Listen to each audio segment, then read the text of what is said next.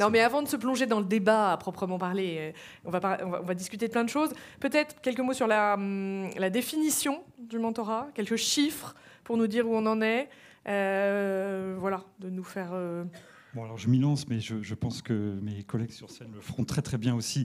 Non, peut-être c'est bien de rappeler ce que le collectif des 38 s'était donné comme ambition sur le mentorat, et ensuite je dirais un tout petit mot de l'efficacité du mentorat. Donc le collectif des 38 a mis le mentorat comme une de ses causes et un de ses chantiers, un groupe de travail, on appelle ça. Et on s'est donné comme ambition que 1% de nos salariés, de nos collaborateurs, les 38 entreprises au total, ça fait 1,3 million de salariés, donc 1% c'est 13 000. Donc notre ambition, c'est d'amener 13 000 mentors aux associations, dont certaines sont autour de moi, pour rencontrer 13 000 mentorés, candidats au mentorat, pour les aider à reprendre confiance en eux, comprendre leur parcours, faire un CV, savoir se présenter, comprendre les codes du mode du travail, du monde du travail, etc. Il y a tellement de choses que j'ai fait une petite liste ici qui peut servir de définition. Voilà. Notre ambition, c'est donc d'amener 13 000 mentors aux jeunes qui en ont besoin, à la demande qui est bien plus vaste que ça. C'était une cause nationale. Il y a 2 ans, il y avait un objectif de 200 000 pour l'année 2025. Donc on contribue modestement à cet objectif-là. Bravo. Alors, Erika Cogne, je me tourne vers vous. Vous, le collectif Mentorat, qui est une initiative, vous m'avez dit, qui est complètement inédite en Europe. Hein. Vous allez nous expliquer pourquoi. Elle a su embarquer la force publique et les entreprises. Hein. On a bien compris depuis le début de la matinée que l'un sans l'autre, ça fonctionnait moins bien. Comment on a fait?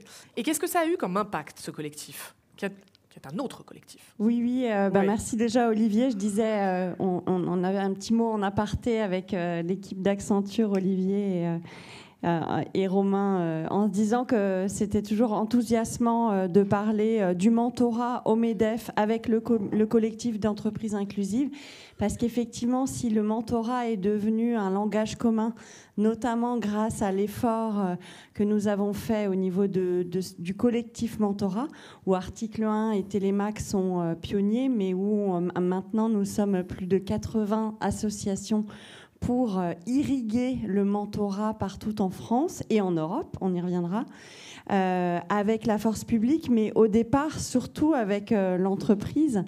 Et effectivement, Olivier a eu l'élégance de ne pas le faire, mais le mentorat, c'est vraiment un langage entre un mentoré et un mentor.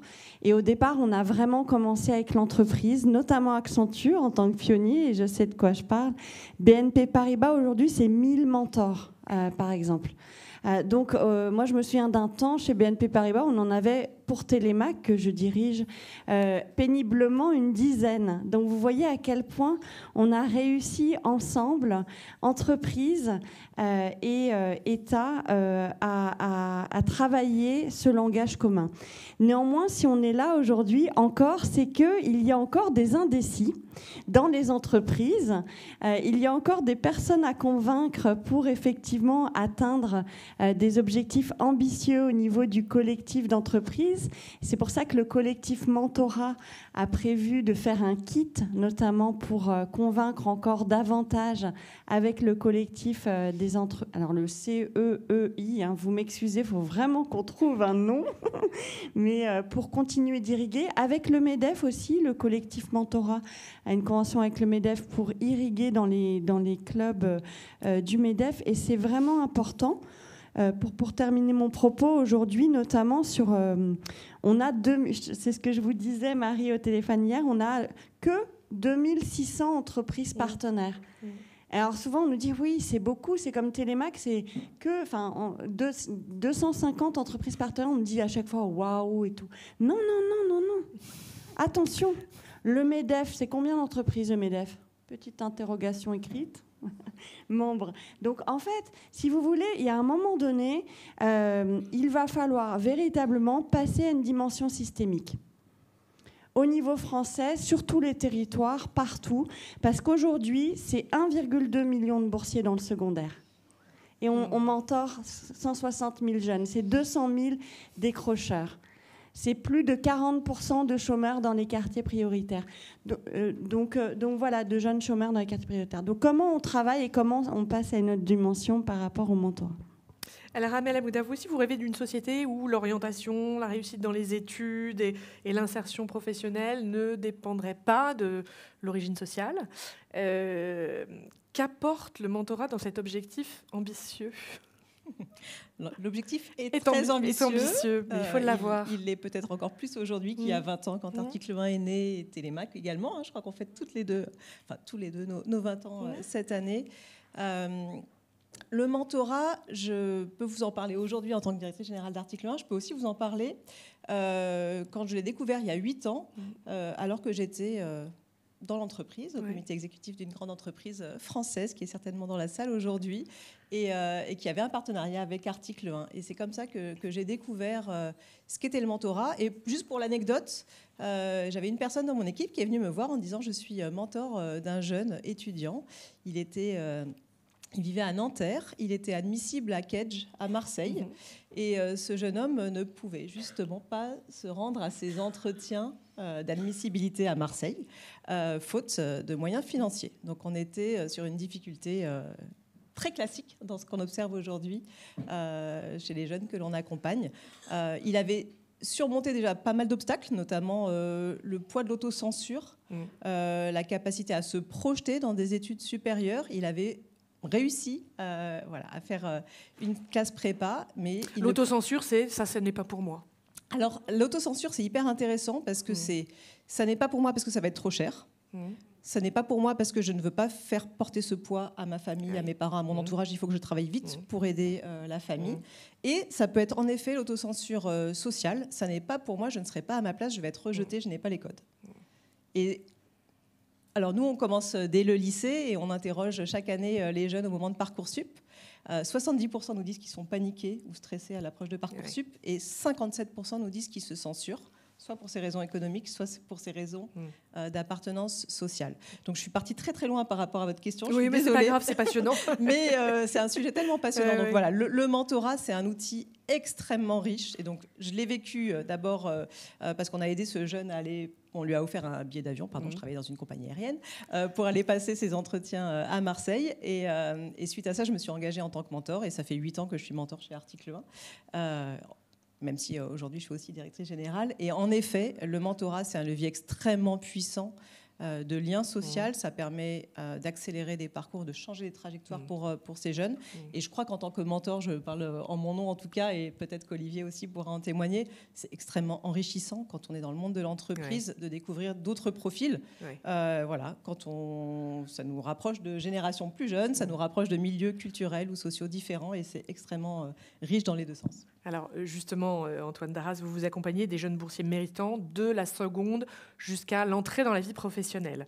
Alors avant de parler des résultats pour ces jeunes que vous accompagnez, est-ce que vous pouvez nous dire ce qui pousse les salariés à s'engager dans ce système et finalement quel est le retour d'expérience, hein, vous avez commencé à nous en parler, Amel, mais vous, qu'est-ce que vous en avez comme retour? Oui, bonjour à chacune et à chacun. Alors le retour que nous avons, c'est la durée de l'engagement, puisque les jeunes boursiers qui nous sont adressés nous sont envoyés par leur équipe pédagogique et par les proviseurs de lycées. Et sur tout le territoire national, nous sommes en partenariat avec 750 lycées. Et donc nous commençons à accueillir le jeune à partir de la seconde. Donc il a 14 ans et demi, 15 ans. Mais il n'a pas les codes sociaux, il n'a pas l'entourage familial, il n'a pas le réseau, il n'a pas confiance en lui. Et donc, nous allons d'abord, avant de le mentorer, puisque nous, pour le mentorat, ça ne commence qu'en L3, donc bien après le post-bac, eh bien, nous allons organiser un parrainage qui, en moyenne, va durer de 6 à 7 ans. C'est-à-dire vraiment, comme vous le disiez, de la seconde à l'entrée dans la vie professionnelle. Il y a 2 originalités, outre l'engagement sur la durée, c'est que la Fondation Un Avenir Ensemble, créée il y a 20 ans, l'a été sur la volonté du grand chancelier de la Légion d'honneur. Et il a d'abord fait appel aux décorés de la Nation, Légion d'honneur, médaille militaire, Ordre national du mérite, pour dire « Vous avez été honoré par la République, rendez-le aux lycéens boursiers. Et depuis quelques années, nous avons une deuxième sorte de parrainage. Ce sont des entreprises qui, dans le cadre de leur mécénat, invitent leurs salariés à devenir les parrains et marraines de ces jeunes. Le mentorat lui-même, ça n'est qu'une brique presque en fin de parcours, sur 8 mois, qui permet à ces jeunes de leur dire « Regardez d'où vous venez, regardez tout ce qui a éclos grâce à ce parrainage. » Et bien maintenant, avec ce mentorat, vous allez aller encore plus loin dans l'audace, dans la confiance en vous. Et puis, croyez-vous capable de répondre aux besoins des entreprises ? Alors, Olivier Girard, le mentorat comme stratégie d'engagement pour une entreprise, à la fois RH et RSE, hein, comment s'intègre-t-il justement dans vos réflexions de chef d'entreprise? Alors, j'y reviens tout de suite, mais je ne peux pas m'empêcher de réagir. Non, mais je vous ai vu pendant que ça discutait. Vous avez senti, vous avez bien oui. senti. Non, ce que je trouve formidable dans le mentorat, parce que moi, c'est quelque chose que j'ai découvert avec ce sérieux-là, avec cette intensité-là, il y a quelques années, même si Accenture est une entreprise de services professionnels où la gestion des carrières, le temps qu'on passe avec nos collaborateurs est très important, et on pourrait presque dire que c'est naturel. Mais c'est quand même encore autre chose. Le mentorat, il faut le reconnaître. Moi, je voudrais que vous gardiez, pour ceux qui doutent dans la salle, que ça marche. Oui. 75% des jeunes qui ont vécu une expérience de mentorat, ils trouvent un stage, une alternance ou un job. 70%, c'est une note plus qualitative, parlent de cette période comme un moment positif qui a influencé positivement leur chemin scolaire ou leur entrée dans la vie active. Donc ça fonctionne. Parce que de temps en temps, pour en discuter beaucoup, ça peut avoir l'image de quelque chose qui est un peu soft, si vous me passez l'expression. Non, c'est pas vrai, ça marche. Et j'irai même un cran plus loin. C'est un levier qui est très efficace quand on regarde le temps passé et le résultat. Le résultat, je viens d'en parler, les 75%. Le temps passé, ce n'est pas des heures au carré. Alors d'abord, il faut être formé pour être mentor. Même quand on travaille dans une entreprise de services professionnels et qu'on peut penser qu'on sait mener toutes les discussions de carrière du monde, c'est pas vrai. Il y a des tas de choses à apprendre. C'est pas sa carrière qui sert de référence, c'est d'abord l'écoute. Donc on est formé à être mentor par les associations. Ça, c'est indispensable. Il faut savoir écouter, créer un lien, comprendre, créer un canal, etc. Et ce qui compte, ça ne va pas être les heures au carré, ça va être la fréquence, la régularité, la durée, la sincérité de la démarche. Et c'est, tu l'as dit tout à l'heure, c'est extraordinairement bénéfique dans les deux sens. Ça aussi, on a le cliché que c'est seulement le mentoré qui bénéficie de cette relation-là. Ce n'est pas vrai. Ça marche dans les deux sens, dans le mentor aussi. Et là, du coup, je réponds à votre question. Oui, c'est intéressant de disposer de ce levier-là dans notre stratégie RH, RSE de l'entreprise, parce que ça aide la marque employeur. Mais avant, ça répond à une demande. Ça a été très bien dit aussi. Ici, ça répond à une vraie demande des collaborateurs que de s'engager, que d'aller chercher du sens, que d'avoir un impact assez rapide, assez mesurable et assez rapide sur des jeunes. Et donc voilà, donc ça aide sur la diversité. Il y a des entreprises qui reconnaissent les skills qu'on développe quand on est mentor dans leur référentiel RH. Je crois, sans me tromper, que la SNCF en est un. Mais il y en a d'autres aussi. Donc on voit bien que ça fait avancer la science, entre guillemets, de ce point de vue-là. Et je pense que ça aide à développer les collaborateurs. Et il y a un vrai retour pour le mentor et pour l'entreprise. Éric Acogne, donc vous, avec Télémac aussi, vous accompagnez vers la réussite les jeunes dans les territoires fragilisés, avec votre communauté de mentors. Est-ce que vous constatez, et je sens que je connais la réponse, que c'est un accélérateur de mobilité sociale et professionnelle?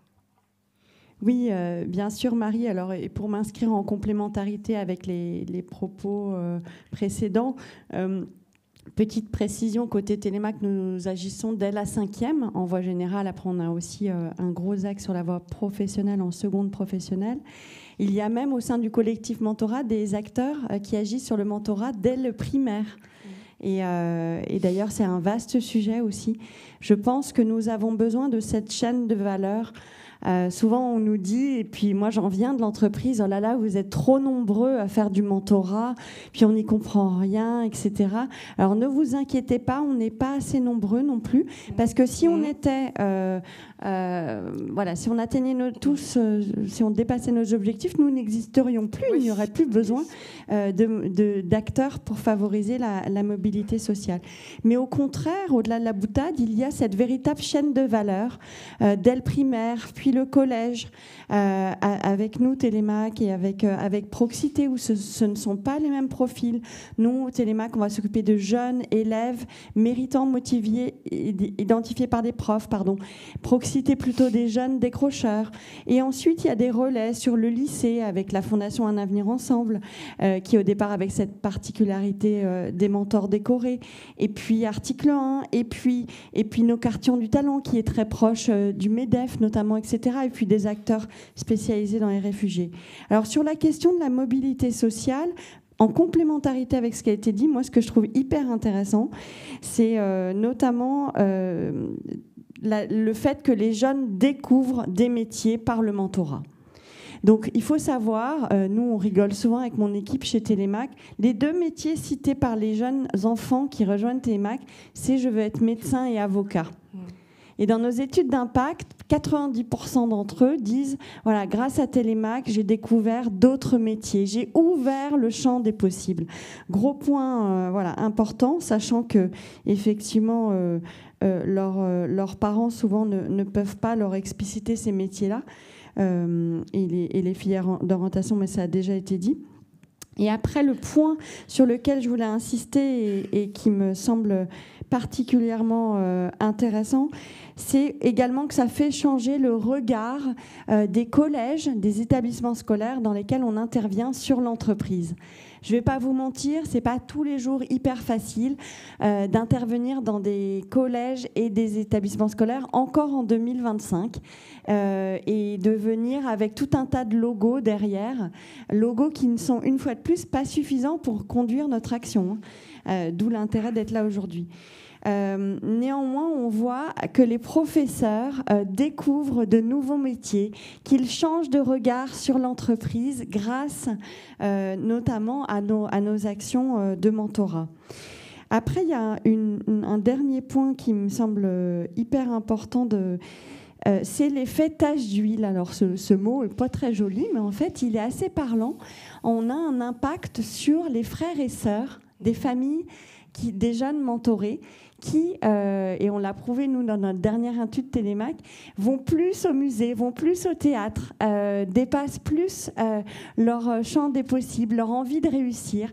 Donc ça me semble hyper important. Et enfin, et en dernier point, au-delà des compétences soft mentionnées par Olivier, on mesure chez Télémac et dans nos associations de mentorat que les mentors font évoluer leurs pratiques de recrutement et de management lorsqu'ils sont mentors. Voilà, ça fait vraiment transformer l'entreprise de l'intérieur. Donc c'est presque de la formation quasiment gratuite, in fine, tout ça. Alors justement, Antoine Darras, votre système de mentorat, c'est pas juste un mentor, c'est aussi un accès à une plateforme, une formation certifiante. Vous avez presque professionnalisé le système du mentorat finalement. Professionnaliser, oui, mais surtout, on a voulu se mettre à la hauteur de ce que les entreprises peuvent attendre. Les salariés se rendent disponibles. Nous devons d'être exigeants à leur service.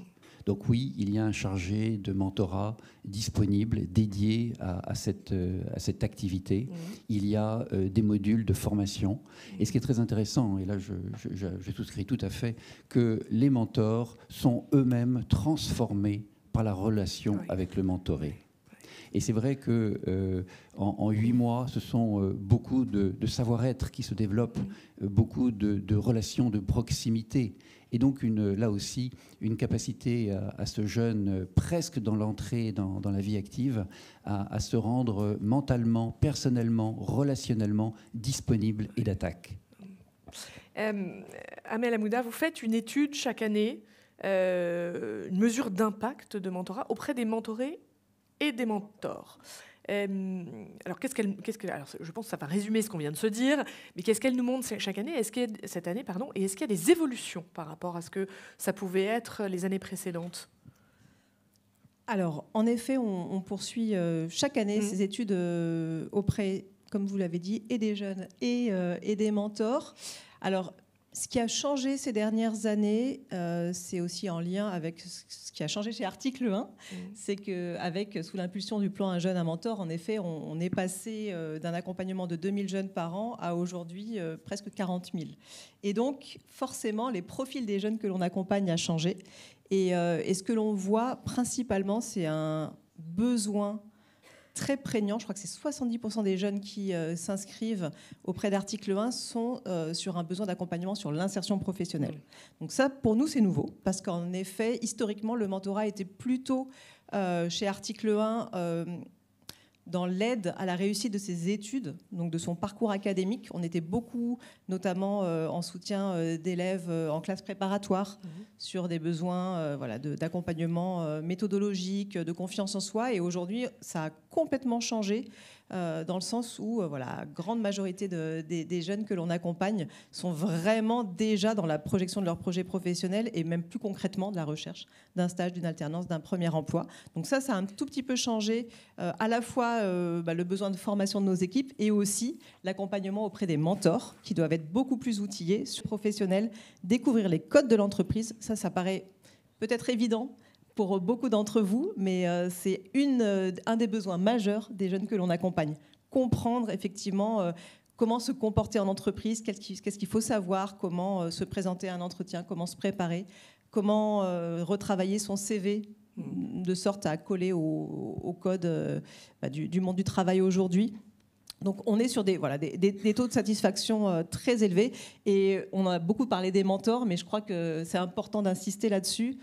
C'est extrêmement gratifiant pour les mentors de sentir à quel point, ils ont été utiles ou elles ont été utiles, mais aussi tout ce qu'elles ont pu apprendre et tout ce qu'ils ont pu apprendre en termes ou de savoir-être ou de découverte d'origines, de milieux différents. Et voilà. Donc je pense que si vous n'êtes pas encore convaincu de vous inscrire sur une de nos plateformes de mentorat, c'est qu'on a été très très mauvais. Olivier Girard, la réflexion inspirante de la fin. Je pense qu'il y a des nouvelles frontières à aller chercher. Alors d'abord, il faut qu'on continue. Erika, tu l'as dit tout à l'heure, on n'est pas encore à nos objectifs et la preuve, on est encore là. Donc, je lance un appel, c'est-à-dire invitez-nous. On peut passer dans vos COMEX, dans vos comités de direction, réexpliquer ce que c'est, vous montrer des exemples, amener des jeunes, etc. Ça marche beaucoup avec les témoignages. C'est comme ça qu'on emporte l'adhésion. Donc, il faut le faire. Donc, s'il vous plaît, n'hésitez pas à lever le doigt et venez nous contacter pour en faire encore plus. On n'est pas encore au plan. Et je pense qu'il faut pousser de nouvelles frontières. Par exemple, une des initiatives qu'on mène avec le collectif, c'est de se rapprocher du monde des lycées pro, de sortir un peu de la logique d'école blanc, d'aller dans l'univers d'école bleue. C'est un monde différent où on peut penser que le mentorat s'applique moins. C'est pas vrai. Donc comment est-ce qu'on va chercher ces nouveaux réservoirs de talents qui s'ignorent et qu'il faut remettre, où il faut aider à mettre sur les bons rails. Les lycées pro, c'est un sujet du moment. Il y a des réformes qui se discutent et je pense que c'est vraiment le bon moment de continuer à décloisonner la société, à ramener l'entreprise le plus près possible des lycées pro parce qu'il y a beaucoup à faire. Et là, c'est directement l'emploi.